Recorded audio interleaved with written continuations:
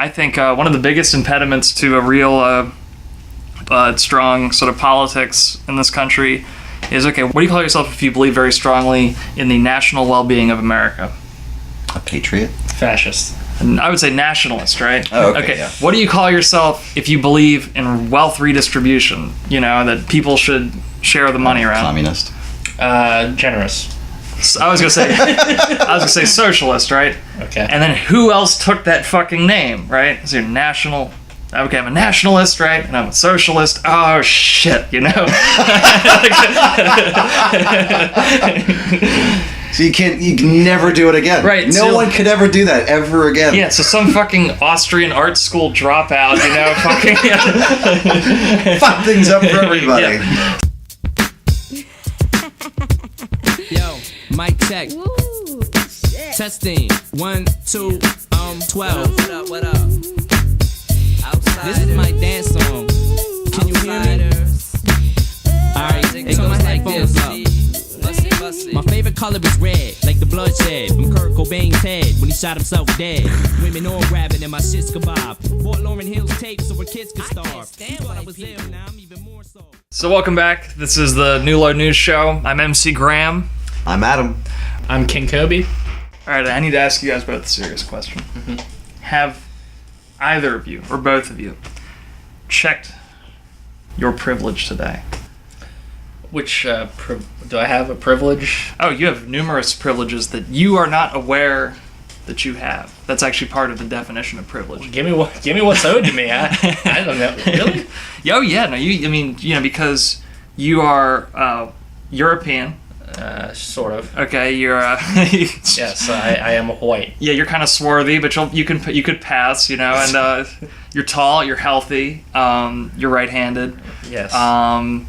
You are heterosexual, mostly. Yeah, for the most part. Sexuality is a spectrum, but yes, I mostly like them. And Adam, I think you more or less fit the same descriptors. And I'm not as tall as Kobe, Right. but I'm above average in height. yeah, and you're also better looking, so it's kind of like, I think. Yeah, it evens out. Yeah. Okay. Yeah. So, and the argument goes that because you have these traits, right, and other people don't, right, because some people are black, some people are Hispanic, some people are women. Oh yeah, I forgot to include the fact that you're male. So that's and because you're heterosexual, because and various things like that, you enjoy benefits in society just as you walk around, like and that. Really, I've never been walking around and somebody's just like, "Hey, congratulations for being a white guy in America. Here's some money."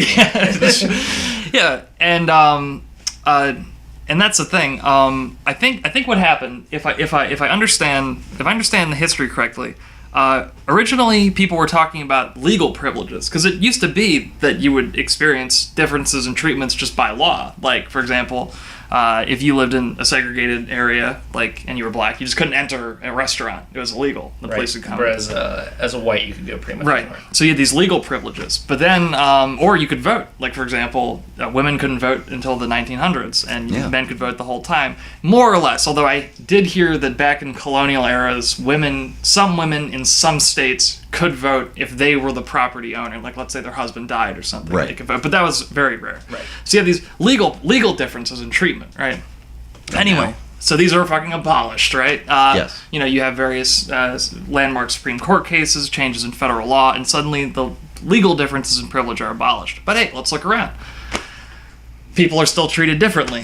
So now you have privilege, right? So you don't have legal privilege, you have social privilege that you get. And this needs to be taken away also, because, I don't know, actually that's where I start to lose the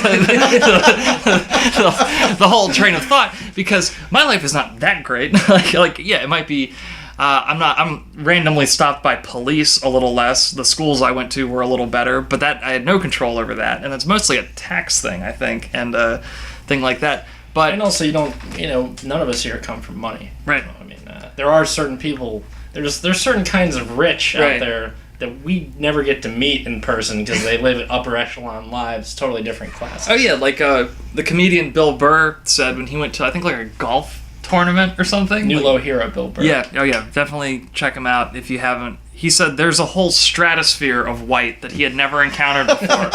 Like, and they were wondering how he even got in, like, because he was sitting there with his friend, like, chugging beers or something, and this dude saw him go, "Oh, how'd you get here?" Like, Right, Who invited you?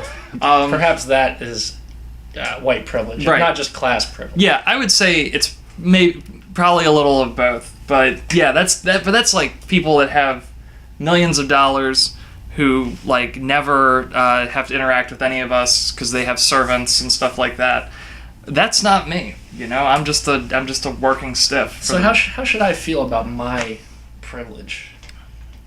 Well, I think, for the people that claim that you have it, I think the idea is to create a sense of guilt, right? Mm-hmm. You should feel, I just feel lucky. right? Yeah, you just won the lottery. But I think, yeah, it's a. I'll just try my best not to discriminate against any others. Right. And that's it. That's right? all you can do, Yeah. right?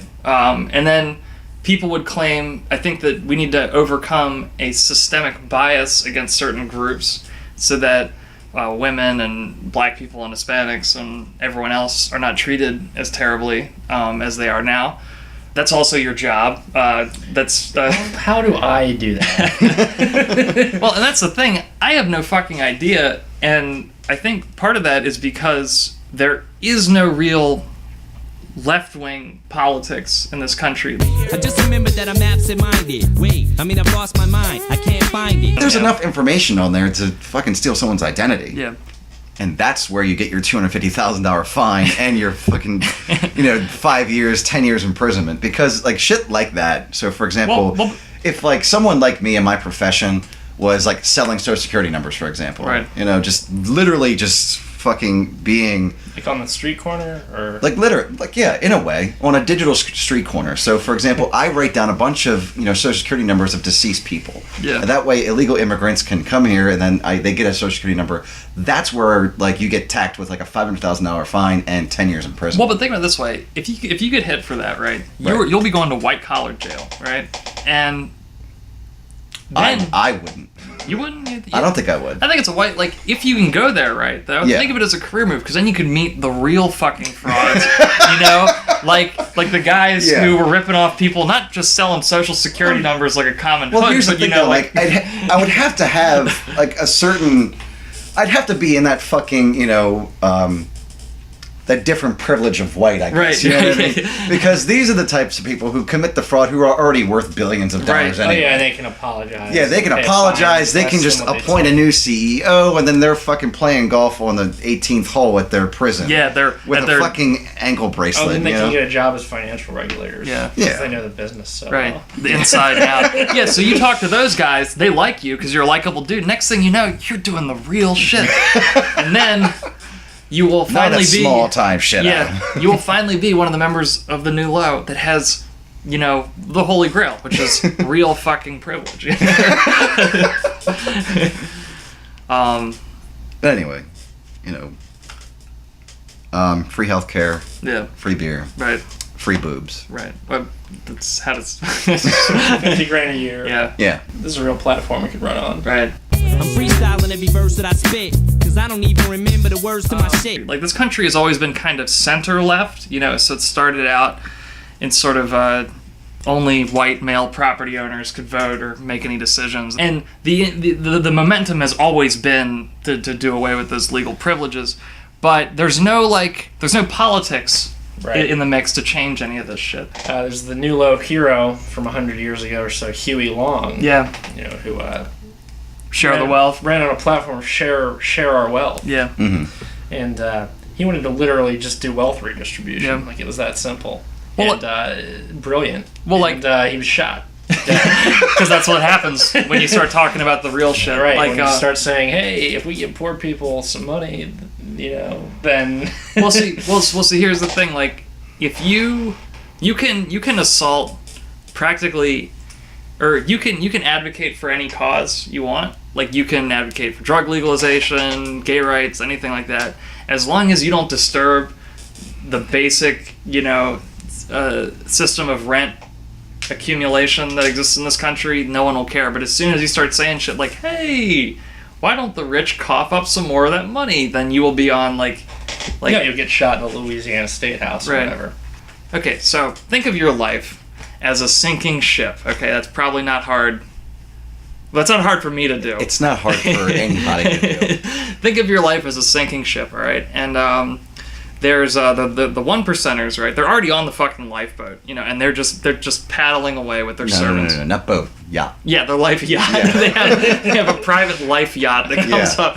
They all get on with their expensive crates of cognac and stuff like that, and their cigars, and they just zip away, and they're already on the horizon. The rest of us are on this sinking ship, and we are here organizing the deck chairs. You know, like, okay, you know, Cobe, you know, as a white cis male, you're a bit too close to the surface of the water. You need to come down here with the rest of us so we can all be perfectly lined up on these deck chairs. So we can all die. So we can all drown at the same fucking time. Come on, everybody. Get down tonight. Come on, everybody. Get down tonight. Come on, everybody. Get down tonight. Come on, everybody. Get down tonight. What is cis? Just as comfortable in skin. And that is it's used to refer to people that have the same gender identity as their parts would indicate. So, I have a dick. I think of myself as a male. I embody whatever the male qualities are, and that makes me comfortable in skin. And so, it's almost everybody, right? And it's a very small portion of people who are trans, right? And so these people are not comfortable in their skin. They say that because you have that privilege. And that's never going to come up in a practical way in my life. I don't know. I just don't see that.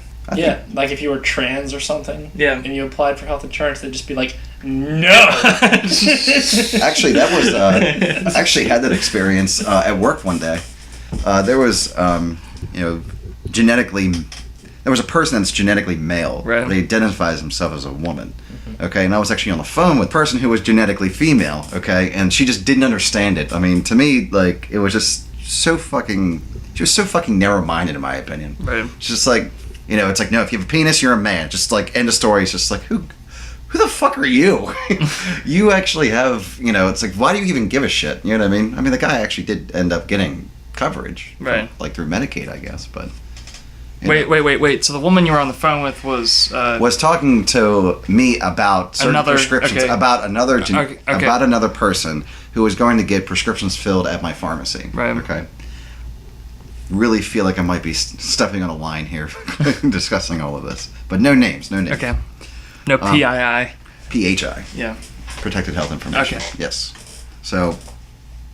I was a 10-year veteran of pharmacy. Yes. He knows his way around the red tape, you know? So anyway, it didn't even, like, I didn't care that, you know, someone was going to identify themselves as a female even though they were genetically male. Like, I just don't care. That's fucking perfect. You know who you are on the inside as long as you're fucking happy. But this woman who just, like, is just so fucking, like, no. That's not fucking true. It's like, who the fuck are you to deny someone their own identity? Yeah. You're not anybody. Well, see, here's the thing, right? Like, another thing that the whole privilege talk does is it kind of, like, it gives, like, and as usual, I think Christianity is the primary culprit for this. It gives, like, spiritual, like, or it gives value to things which are typically conceived of as deficiencies. You know, like, so, for example, my right leg doesn't work very well. It sucks. It's hard to walk on. Some people could refer to me as mildly disabled. Other people who have normal functioning legs are able-bodied. They are able-privileged. If I spent my entire life walking around thinking, man, those able-bodied people, they suck. How is that a way to live? You know, why don't you just say, like, some people have it better than me, so I'm going to try not to hold it against them. So be it. And just try to get yours. I'm going to try to get my $50K a year, you know? That's not good enough for some people. A lot of these issues wouldn't fade away if everybody was paid the equivalent of $50,000 a year. Yeah. Well, you know, I think so too. I think I would deny my privilege up and down for 50 grand a year. I would do it as a career. I would if I could go on speaking tours against privilege somehow, or some sort of anti. Be like Tim Wise or something. Yeah, and get paid just 50, not even a lot. He probably gets paid more, but 50 grand a year, I would do it right now because I don't really have principles. Yeah. But yeah, well, that's the thing. I think if people were economically on equal footing, like they would spend less time like freaking snarling at each other, you know. But I think it's indicative. The fact that we spend so much time wrangling back and forth about this is indicative of the fact that there is no left-wing party who's out there trying to get us 50 grand a year. You know what I mean? No, they don't talk about economics whatsoever. No, pretty much. They just say you're lucky to be here with your debt and your, you know, and your credit card bills. This is the land of and your no insurance. Yeah, it's America, where if you work hard your whole life, you know, you'll probably not be homeless. I don't know about that anymore. I go on stage in front of a sellout crowd and yell out loud, all y'all get the hell out now. Fuck rap, I'm giving it up, y'all. I'm sorry. This is your record release party. Because you're I suspect hampered first worlder, you know. Well, while they may be true, I suspect that there are differences between the races. Yeah? Now, hear me out, though. Right, It doesn't mean one is superior Right. to any other. Right. We're listening. As an atheist, Okay. as an adherent, a religious follower of Dawkins and Hitchens, everything that exists now is equally evolved. Mm-hmm. Down to the lowest beetle, all races of human beings. You know, we were all here, so we made it. Right. So there's no superiority between races. Right. Everyone. But there are differences. Well, For example, when you see some guy who looks way different than you, you think, wow, that's different. Or just even going back to, like, I read this book about African colonization. And, you know, this was before they had anti-malaria drugs. So when you drop, you know, a pale face onto the continent and just say, hey, go inward and see what's there, more often than not, they would just drop fucking dead due to either malaria, yellow fever, or something like that. Whereas the locals had had acquired some form of resistance to Well, it. also in endemic areas, like malaria endemic areas, like hospitals, they're so readily equipped to treat it. Right. So, for example, no, if dude, someone... this was 300 years ago. Oh, okay. Yeah. I thought you were talking No, there was no. Oh, of course. Yeah, people just died all the fucking time. Yeah. Well, no, because like when I was in Africa, one of the dudes I was talking to, who was driving me around, I asked him, had he gotten malaria? And he said, oh yeah. I was like, well, how many times? He's like, oh, I've had malaria 10 times. Like, Yeah. 10 fucking No, it's just a thing. like it's cold. Yeah. No, it's just a thing over there. Yeah, sometimes you get malaria, and I was thinking, like, man, if I had malaria one time, time. I would be rolling the fucking dice, you know? So I was See, that's why you got some Malaro. right, exactly. I was Yeah. taking the drugs, you know, and I was drinking gin and tonics because it has the quinine, you know, which also it was the first anti-malarial. So I was medicinally Graham was doing his best Right. Anthony Burgess impression. exactly, and then and this dude just would get it and get over it, you know. Did you have to mix the gin in with the tonic water? Because Technically no, but You can make an extra dry. You can tonic. you could just say that a pharmacist added the flavor. Yeah. So it's easier to get the tonic down. yeah, it's easier to digest the rancid, you know, acrid tonic water, you know, by adding a nice calming measure of gin. But no, so what I'm saying is, okay, there's something genetic going on there, you know, like my comparative lack of resistance to malaria versus the locals, you know. And it's just the process of evolution. The people who lived there who didn't have this resistance fucking dropped dead. So Right. the survivors have it, whereas people in Scotland, where I'm from, I don't think had to worry about malaria. So Right. they had to worry about other things like the rival clan betraying you, you know, Or or getting run down by some deer. right, or having the English rule over you, Running out of beer. with their Oxbridge, you know, accents or something like that. And How to eat every single part of a sheep. right, You know, things like that. how to drink copious amounts of whiskey. Anyway, so I don't know. So sorry, that's very far afield. But yeah, I support human diversity, genetic and otherwise. But here's the thing. Okay, so speaking of genetic diversity, you were saying that you think that people kind of evolved a little differently in their different regions, right? Yeah, I mean, it's obvious. Right. No, and anyone can see it. But- yeah, it's just minor genetic variations, right? But here's the funny thing. I think a lot of people don't like this idea because they've staked equality on factual equality. Like, we are all exactly the fucking same. We all want the same shit. We want to do things the same way. There are no factual differences between people. You know, and that's, but really there are, right? In a lot of ways, like, I'm not as fast as some people. Some people are less smart than me. I am less smart than other people. Some You're people not are as Asian as everybody. right. Yeah, some people are harder working. Some people have, you know, more money. Some people Blacker. right, or anything like that. Everyone's a little bit different, right? And to say that none of that matters and that all that matters is that we're all exactly the same, you know, it's you're running on a fool's errand. Why not just be like, hey, people are whatever, you know? Move on with your damn life. I tried suicide once and I'll try it again. That's why I write songs where I die at the end. Cause I don't give a fuck, like my middle finger was stuck. And I was waving it at everybody screaming I suck. Everything's so politicized. Right. I mean, that's why we're having difficulty even talking about what we're talking about. Oh, yeah. You know, here's what I'm saying. Okay. Wait. The mic's on right now? Oh, it is so on. It's on until the break of dawn, Adam. All right, Fuck so what? yeah. All right, so what are you trying to say, Cobe? Some races, on Okay. average, Okay. are smarter than others. How do you define smarter?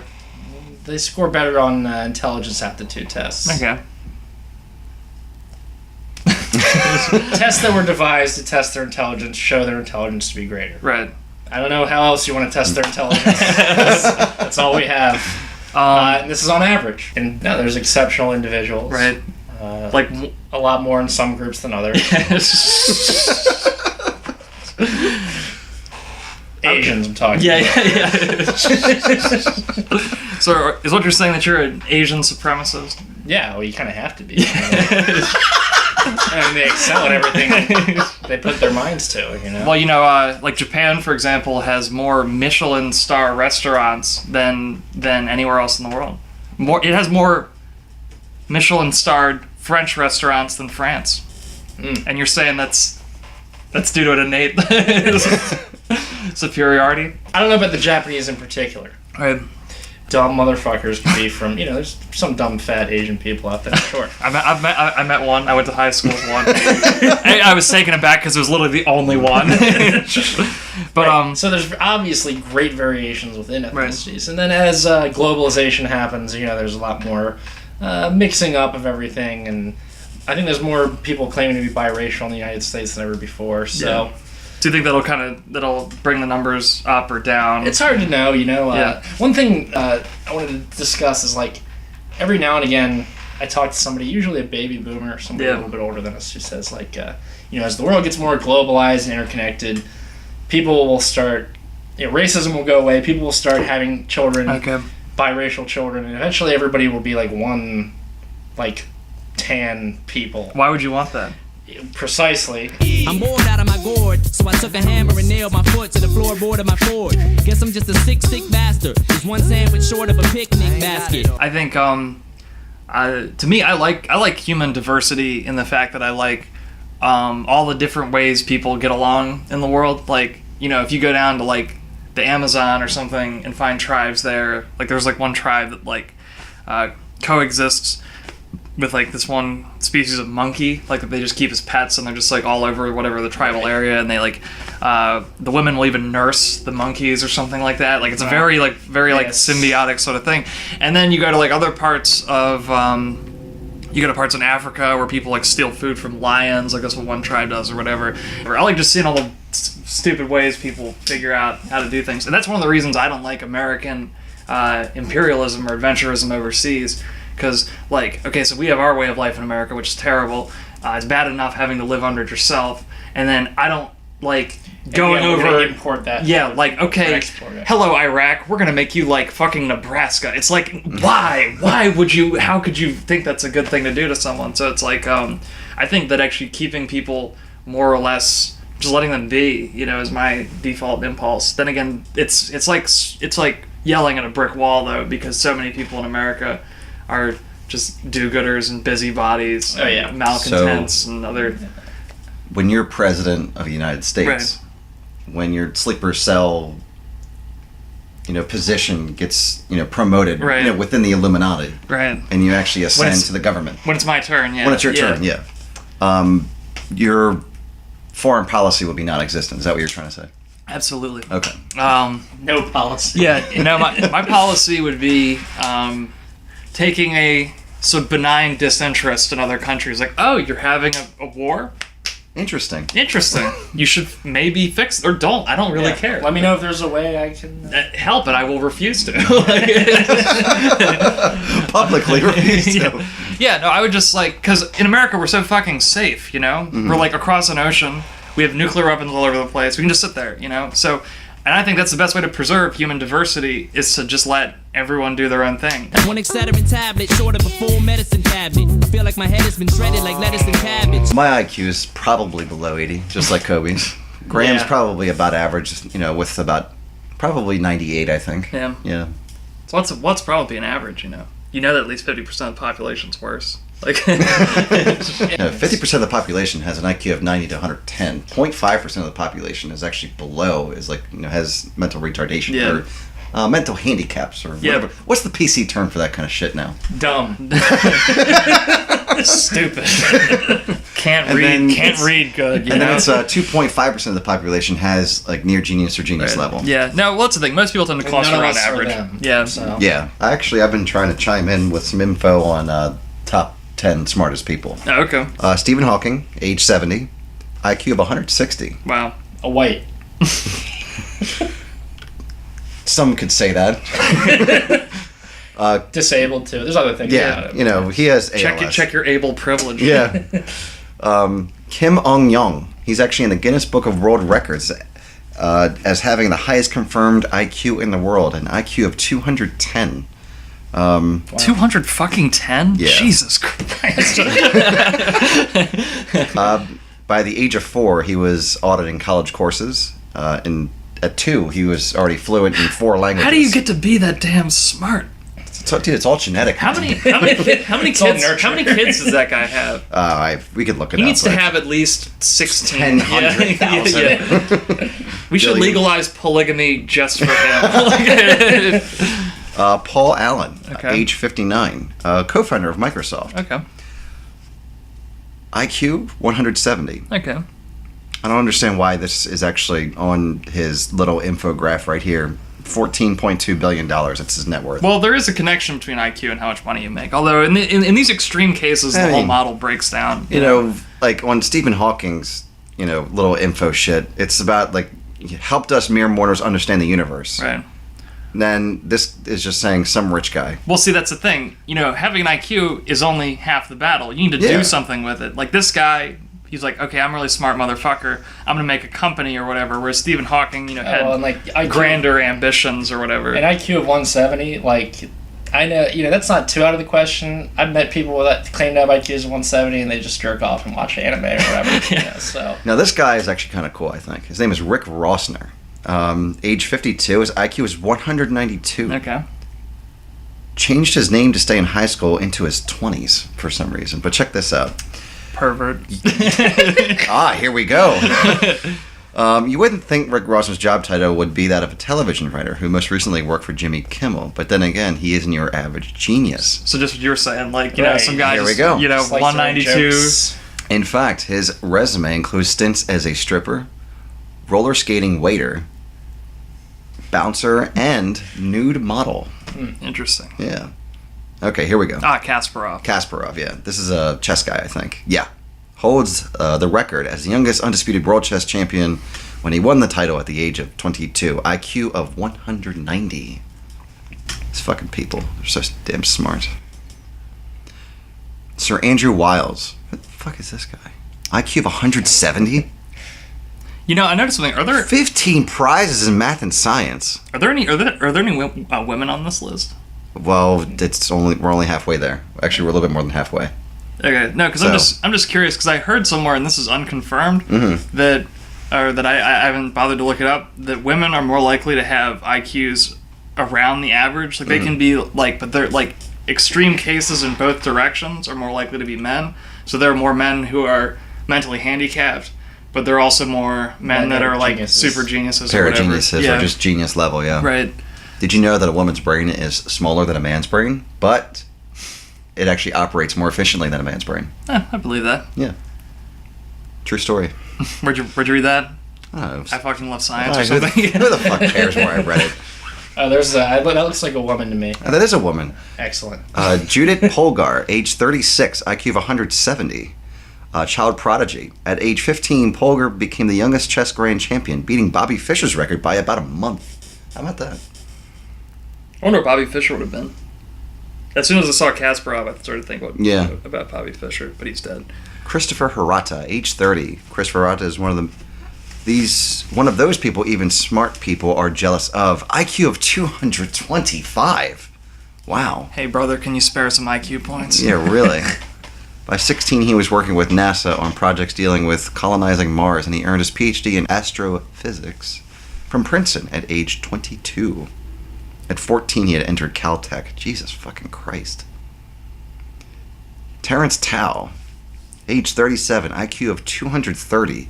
At 24, he became the youngest ever full professor at UCLA. Tao was the youngest participant to date in the International Mathematical Olympiad, winning the gold medal when he was 13 years old. Are we going up in scale or down, or is this... No particular order. James Woods, the actor?